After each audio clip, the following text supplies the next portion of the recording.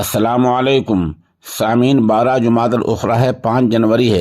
आज की खबरों की शुरुआत मस्जिद हौज वाली मुजफ्फरनगर के इमाम खतीब मौलाना हुज़ैफा कासिमी की तिलावत कलाम पाक से की जा रही है। इसके लिए इदारा मुफ्ती नदीम कासिमी मुजफ्फरनगरी का शुक्रगुजार है।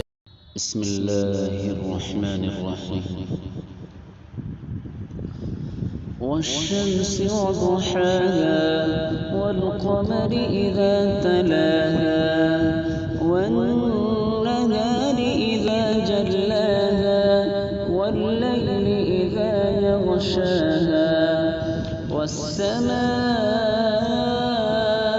وما بناها والأرض وما طحاها ونفس وما سواها فألهمها فجورها وتقواها قد أفلح من زكاها وقد خاب من دساها كذبت ثمود بتقواها إذ انبعث أشقاها فقال لهم رسول الله ناقة الله وسقياها فكذبوه فعقروها فدمدم عليهم ربهم بذنبهم فسواها ولا يخاف